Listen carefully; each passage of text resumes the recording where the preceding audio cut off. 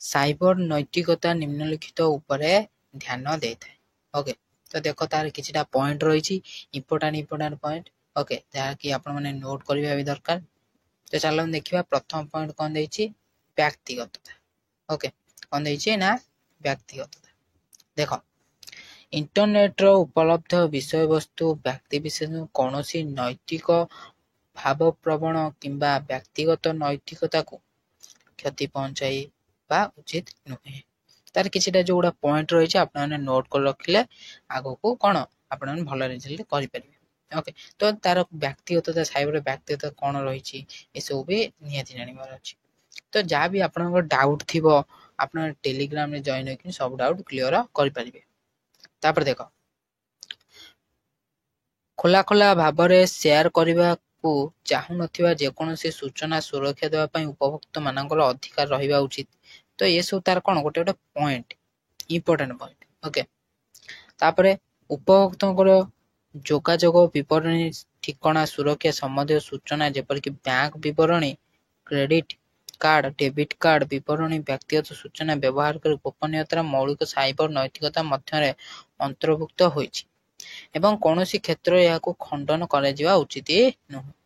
ଗୋପନୀୟତାର ଯେକୌଣସି ଉଲ୍ଲଂଘନ ହେଉଛି ଉପଭୋକ୍ତା ପରିଚୟ, ଉପଭୋକ୍ତା ବ୍ୟକ୍ତିଗତ ତଥ୍ୟର ଚୋରି, ଠକେଇ, ଯାହା ଆଇନର ନିୟମ ଅନୁଯାୟୀ ଇଏ ଦଣ୍ଡନୀୟ। ତ ଏସବୁ ତାର ବ୍ୟକ୍ତିଗତତା, ବୁଝିପାରୁଛ କି ନାହିଁ, ଯାହାକି ତାର ଏସବୁ ପୁରା ବାଧ୍ୟ। ଓକେ, ଇଏ ରହିଛି ପ୍ରଥମ ପଏଣ୍ଟରେ ତାର ବ୍ୟକ୍ତିଗତ କ'ଣ ସବୁ କିଛି ଅଛି। ଓକେ, ତ ଆକୁ ଆରାମସେ ନୋଟ୍ କରି ଲେଖିପାରିବ, କିଛି ଅସୁବିଧା ନାହିଁ। ତାପରେ ଦେଖ ଏଇଟା ଇମ୍ପୋର୍ଟାଣ୍ଟ, IPR ଫୁଲ୍ ଫର୍ମ କ'ଣ? ଆପଣଙ୍କ ଯଦି ଏକ୍ଜାମରେ ଆସିଲା ତ ଆପଣ କ'ଣ କରିବେ, 2 ନମ୍ବର ପଏଣ୍ଟ ଦେଇଛି IPR।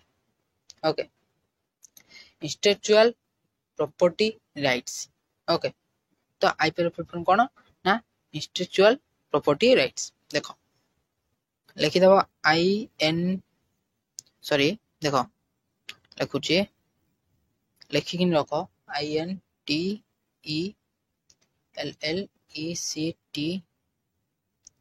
Intellectual, PROPERTY, property, RIGHTS, intellectual property rights. Okay, ତ ଏତିକି ମନେ ରଖ। ତାପରେ ତାର ପଏଣ୍ଟ ଦେଇଛି, ଇମ୍ପୋର୍ଟାଣ୍ଟ ପଏଣ୍ଟ ଆମେ ଦେଖିବା। ଦେଖ,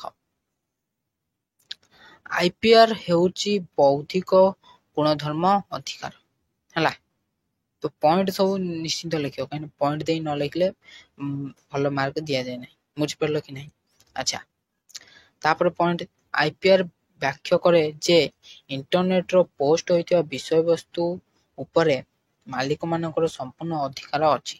ଇଣ୍ଟରନେଟରେ ଯେକୌଣସି ପୋଷ୍ଟ କରୁଛ ତମେ, ତାପରେ IPR ହିଁ ନିର୍ଦ୍ଦେଶ ଦେଇଥାଏ, ବିଷୟବସ୍ତୁ ଦେଇଥାଏ ଯେ ମାଲିକମାନଙ୍କର ସମ୍ପୂର୍ଣ୍ଣ ଅଧିକାର ଅଛି। ଓକେ, ସମଗ୍ର ବିଷୟବସ୍ତୁ କେବଳ ଉତ୍ପାଦକଙ୍କ ଏକ ଅଟେ ଏବଂ ମୂଳ ସୃଷ୍ଟିକର୍ତ୍ତା ଦ୍ୱାରା ପ୍ରକାଶିତ ବିଷୟବସ୍ତୁକୁ ନିଜର ବୋଲି ଦାବି କରିବାକୁ କୌଣସି ବ୍ୟକ୍ତି ଅନୁମତି ପ୍ରାପ୍ତ ନୁହନ୍ତି। ତ ଇଏ ରହିଲା IPR। ଓକେ, ତାପରେ ବି ଗୋଟେ ପଏଣ୍ଟ ଦେଇଛି, ଦେଖ, ଅନ୍ୟର କାର୍ଯ୍ୟ ଅନଧିକୃତ ବଣ୍ଟନ କଦାପି ଗ୍ରହଣ କରାଯିବା ଉଚିତ ନୁହେଁ, କାରଣ କାର୍ଯ୍ୟର ସୃଷ୍ଟିକର୍ତ୍ତାଙ୍କୁ ସୃଷ୍ଟି ଏବଂ ଆର୍ଥିକ ଲାଭ ନ ଦେବା ନୈତିକ ଦୃଷ୍ଟିରୁ ଭୁଲ ଅଟେ। ତାପରେ ଦେଖ, ସୁରକ୍ଷା, 3 ନମ୍ବର ପଏଣ୍ଟ, ସୁରକ୍ଷା କେମିତି ଆମେ ସବୁ ସୁରକ୍ଷା ରହିବା, କେମିତି ରହିବା ତା ଉପରେ ସବୁ ଦେଇଛି। ଦେଖ ପଏଣ୍ଟ, ଦେଖ, ଇଣ୍ଟରନେଟ ସୁରକ୍ଷା ହେଉଛି ସବୁଠାରୁ ମୌଳିକ ନୈତିକ ଅଧିକାର ଯାହା ପ୍ରତ୍ୟେକ ଉପଭୋକ୍ତା ନିଶ୍ଚିତ ଭାବରେ ଉପଲବ୍ଧ ହେବା ଆବଶ୍ୟକ। ହେଲା, ଏସବୁ ସୁରକ୍ଷା ଦେଇଥାଏ। ଇଣ୍ଟରନେଟର ଉପଭୋକ୍ତାମାନେ ନେଟ୍ ସର୍ଚ୍ଚ କରିବା ବେଳେ ନିଜକୁ ସୁରକ୍ଷିତ ଅନୁଭବ କରିବା ଉଚିତ। ନେଟ୍ ଯେତେବେଳେ ଆପଣ ସର୍ଚ୍ଚ କରୁଛନ୍ତି ସେତେବେଳେ ଆପଣଙ୍କୁ ସୁରକ୍ଷିତ ରଖିବା ଉଚିତ। ଓକେ, ତାପରେ ଦେଖ, ତାପରେ ପଏଣ୍ଟ, ସୁରକ୍ଷା ସାଧାରଣତଃ କେବଳ କମ୍ପ୍ୟୁଟରରେ ଥିବା ବିଷୟବସ୍ତୁକୁ ପ୍ରବେଶ କରିବାକୁ ଅନୁମତି ଦେଇଥାଏ। ମନେ ରଖିବ ସବୁବେଳେ, ସୁରକ୍ଷା ସାଧାରଣତଃ କେବଳ କମ୍ପ୍ୟୁଟରରେ ଥିବା ବିଷୟବସ୍ତୁ ପ୍ରବେଶ କରିବାକୁ ଅନୁମତି ହିଁ ଦେଇଥାଏ। तापर देखो सठिकता देखो सठिकता कौन सब देइछि एटा भी गोटे इंपोर्टेंट पॉइंट एग्जाम रे भी आसी पारे देखो प्रथम पॉइंट इंटरनेट रे उपलब्ध विषय वस्तु कोटि कोटि उपभोक्ता प्रवेश करती है इंटरनेट थिबा विषय वस्तु कौन बहुत लोग आसन देखती जदि ऑनलाइन रे पोस्ट करा जायथिबा सूचना कोनोसी विश्वसनीयता नहीं तेबे या जनता को विभ्रांत करे देखो तापर कौन कहूँ पॉइंट साइबर एथिक्स इंटरनेट रे विषय वस्तु पोस्ट करबा गुरुत्व को दर्शाए जे सॉरी जहा सब दिगरे सटी हला तापर उपभोक्ता माने इंटरनेट रो विषय वस्तु ऊपर विश्वास करती एवं तथ्य पाई इंटरनेट ऊपर अधिक निर्भर करती है से कौन करथांती उपभोक्ताकारी माने समस्त कौन करती ना तथ्य पाई कौन करथांती ना इंटरनेट ऊपर ही सब व्यवहार करथांती समस्ते तेणु यह आवश्यक पचरा जाइथिबा सूचना सठिक निर्भरयोग्य अटे इंटरनेट किंबा जेकोसी प्रकार टेक्नोलोजी व्यवहार करबा व्यक्ति माने निश्चित भाव निम्नलिखित विषय को ग्रहण करबा को पड़िबो ए जो देइछि उपभोक्ताकारी मानकर तार निम्नलिखित विषय को ग्रहण करिया को पड़िबो ताकि तळे देइछि देखिबा हला देखो कोन देइछि देखो प्रथम देला ए देखो भद्र हेबा एवं कठोर शब्द व्यवहार न करबे इंटरनेट देखो तापर बी रे कोन देला अज्ञात लिंक रे क्लिक करबा ठारू दूरे रहबा आ गोटे मेन कथा रहउची तमरो जति भी 5 मार्क आसला तो पॉइंट दे लिखबे जो ई जो सब पॉइंट सब एपिसोड नोट कर रखंतु आगु को पढ़ी देबे लिखबे ओके तापर देखो अज्ञात लिंक रे क्लिक करबा ठारू दूरे रहबा हला तापर सी केवल जनाशुना कौन प्रेरक मान को ईमेल करबा हला जनाशुना प्रेरक मान को तुम जानी थिवो ताको ईमेल कर तापर डी कौन कहूँ सोशल मीडिया रे कहा को परिहास करबा सोशल मीडिया रे कहा परिहासटा करबा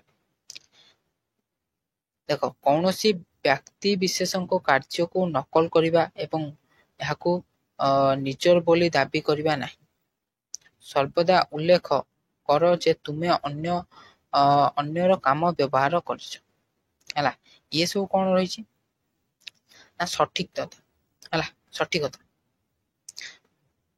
देखो तापरे एफे कौनसी मागणा सॉफ्टवेयर संस्थापन करबा पूर्व सतर्क रहिबा एवं अनुसंधान करबा हला ए कौन रही ना कौनसी मागणा सॉफ्टवेयर कौन ये करबा पूर्व माने चलाइबा पूर्व से कौन करिया ता प्रति टिके सतर्क रहिबा सब किसी ऊपर हला अन्यर गोपनीयता जी नंबर अन्यर गोपनीयता ऊपर कदापि अनुप्रवेश करबा नहीं अन्य जने जहा कहूची ता ये जीवा नहीं कने इंटरनेट रे सब किसी ये सारे तो बहुत पिला भी गेम भी खेलुचंदी से जो पैसा वाला गेम खेलुचंदी बुझ परछ कि नहीं तो अन्य कहा कथार पड़ी ये करिवे तापरे एचे देखो कौनसी अपव्यवहार सहयोग करबा नहीं अपव्यवहार रे सहयोग करबा नहीं जहा एक व्यक्ति किंबा संस्थार